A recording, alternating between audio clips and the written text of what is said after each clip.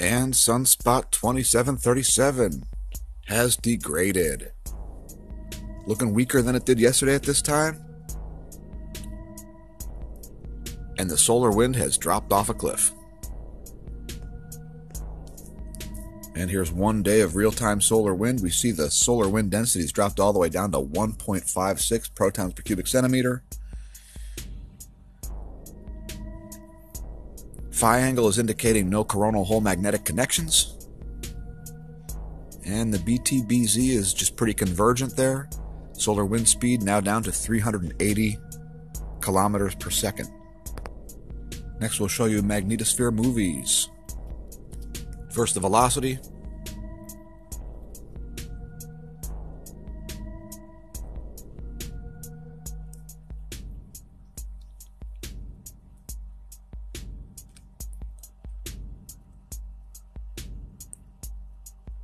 Here is the density. You'll see a very low density environment here due to that incredibly low solar wind. There you see that really low density environment there with the main high density just associated with the bow shock. See that white colored solar wind coming in from the left of the screen? That's your one and change proton per cubic centimeter solar wind density. And here's the pressure, which is extremely low.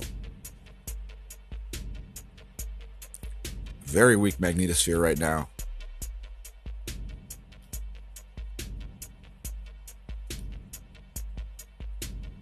It would be a bad time for a coronal mass ejection to hit, let's just put it that way. And the news on geomagnetic ground perturbations is that there are practically none. I'll let it play through. Keep in mind these are delta B. This is changes in the B field. So this is what we typically see here. Antarctica, the South Pole moving toward Western Australia and so on. Moving on. Here's some more data conveniently compiled at spaceweathernews.com. We see no X-ray flares. There's a magnetometer reading. KP is down to 1.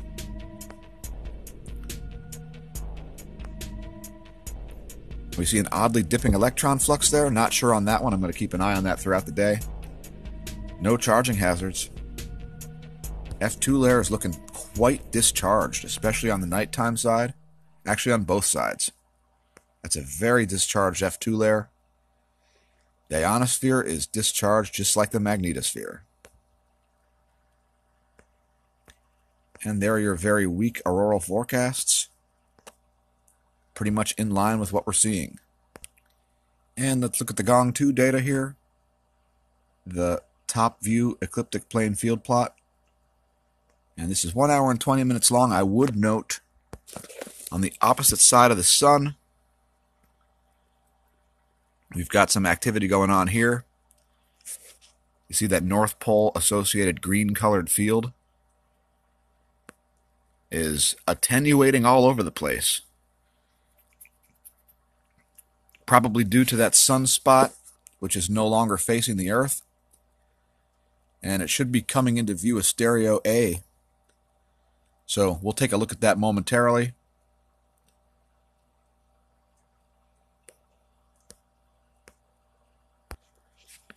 And here's the Enlil spiral. Just wanted to show this for new viewers here. Stereo A is this satellite.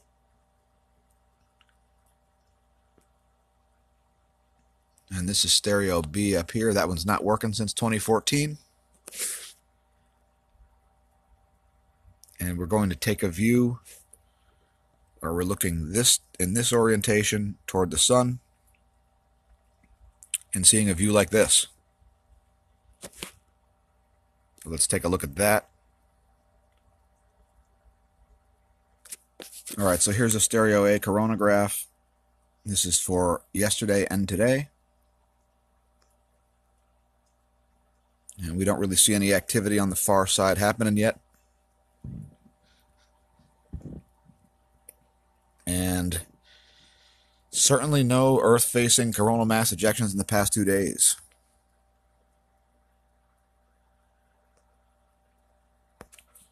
And how about a value-added service for our U.S. viewers? The AccuWeather U.S. Doppler Radar.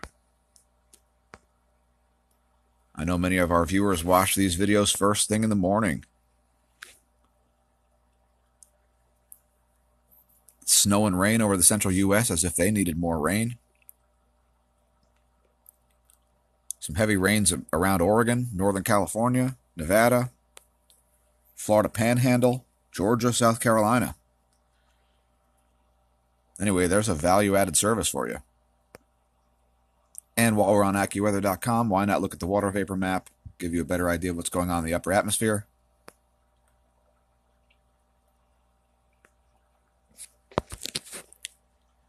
We are looking at a convergence zone over northern Alabama, Mississippi. And we've got some dry air over Louisiana and southern Alabama and Mississippi pushing to the east. And it looks like the jet stream is actually dipping down over the Great Lakes, making its turn around Illinois. And then a big turn back up toward the Great Lakes. Let's look at it in a different view. If you're not familiar, head to tropicaltidbits.com. Click on satellite imagery. Click on forecast models. And if you want to see what's going on, check out the 250 millibar wind. That'll give you an idea of what the jet stream is doing.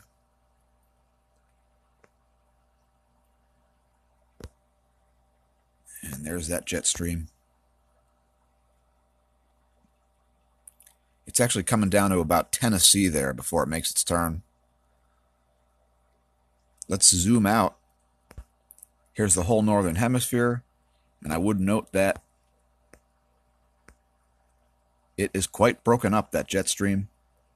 Look at that. It is all over the place.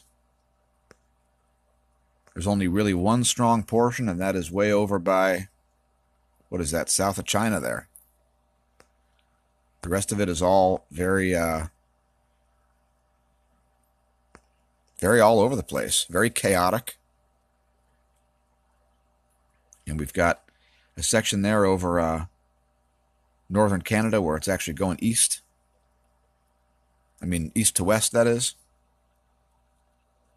Let's look at the global view. And there's the global view, and that jet stream is hardly a stream. We've got areas. We've got a triple jet stream here, all going in a meridional north-south direction. We've got these wavy lines here, which actually do look a little more normal there, now that it's autumn in the southern hemisphere. And one major high pressure zone in the northern hemisphere right there. Positive charge all day. All right, let's move on to some other stuff here. VolcanoDiscovery.com. We'll look at the volcanoes of the day. We see Ducono with a 7,000-foot ash plume. Revenador producing a 16,000-foot ash plume. Sabancaya, 24,000-foot ash plume there. So basically a downtick in volcanic activity. Let's look at earthquakes. And before we head to usgs.gov, I would note that there was a massive earthquake swarm right in this region yesterday. And apparently there's a low pressure moving toward that area. I'm not exactly sure on that one. Viewers, if you can verify, please do in the comments section. We'll do a quick rundown of the last 24 hours. We see another 5.5 in India. And that's located in the same place, by the way, right where we saw that giant swarm yesterday. 5.2 in Iraq, largest quake we've seen in that region for a while, as well as a 4.9. And And those were only 10 seconds apart, so that might have been the same quake. 4.7 in Bolivia at a very deep depth, 280 kilometers deep. 4.4 in Iraq. 4.9 in Micronesia.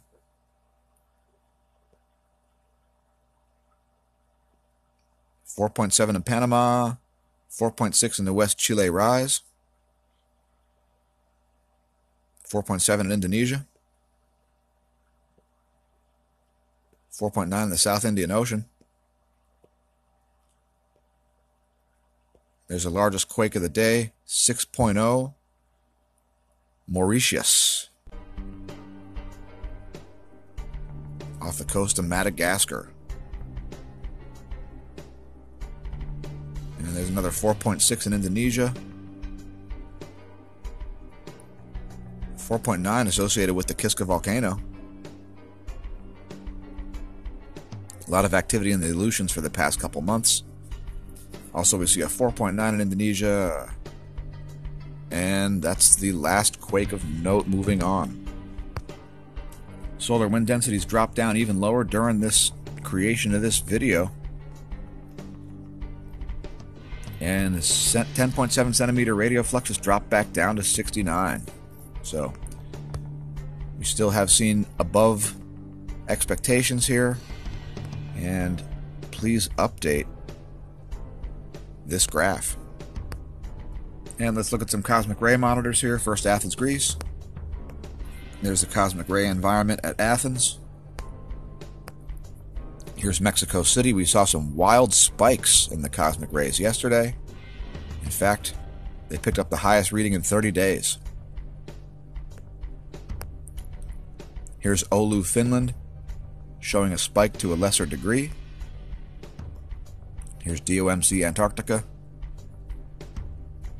And there's DOMB Antarctica. Cosmic rays. And since we saw some fluctuations, some anomalous readings there on the GOES Electron Flux, let's look at this version. The CTIPE, total electron content.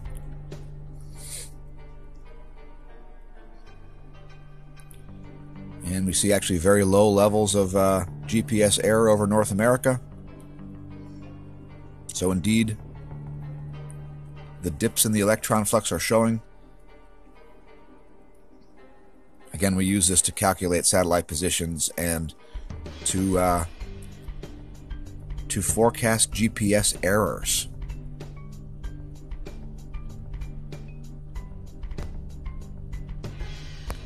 Next, I would direct your attention to the AAVSO, the American Association of Variable Star Observers. We'll leave links in the description. But for those of you who are interested in things like solar novas, start studying variable stars in the rest of the universe. Not that we shouldn't know what's going on with the sun first, but learning more about other stars is always a good thing. Anyway, lots of good resources on the site, completely dedicated to observing variable stars. Since all stars are variable stars, I guess it's a bit of a oxymoron there, isn't it? Thinking about getting a new bike? Head to theveloshop.net. Thinking about upgrading your existing bike? What better way than with a set of wheels? Now, rolling resistance is super important on a bike, and rotating parts are much more important than non-rotating parts. And what I mean by that is adding 1 pound to a rotating piece of mass, like 1 pound to a rim, is equivalent to adding 4 pounds of non-rotating mass. So, if you want to upgrade your bike, a wheel set's a great way to do it. Take a mediocre bike and put a nice wheel set on it, and you end up with a really fast bike, because wheels are crucial. How about a Zip 808 Firecrest? That is one heck of a wheel, folks. Some good news for you from the SDO. The magnetic line images that we look at most days is now back in effect. So here you can see Sunspot 2737 here in this 193 angstroms view, as well as a pretty holy Earth-facing region there. There actually are considerable coronal holes, and so we'll be looking for 180-degree phi angles indicating magnetic Sun-to-Earth connections there, and the increase of earthquakes at that point. Here's the full view at 193 angstroms, the last 48 hours.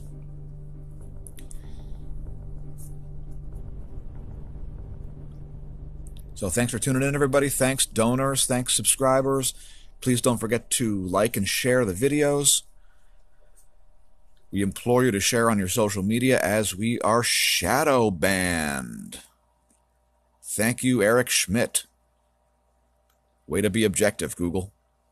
All right. So anyway, it'll never be now again. So don't forget to stare at the sun and use the right instruments. Remember, when you're staring at the sun, don't drink, and if you drink, don't drive. And may the solar wind be at your back and the atherosclerosis absent from your veins.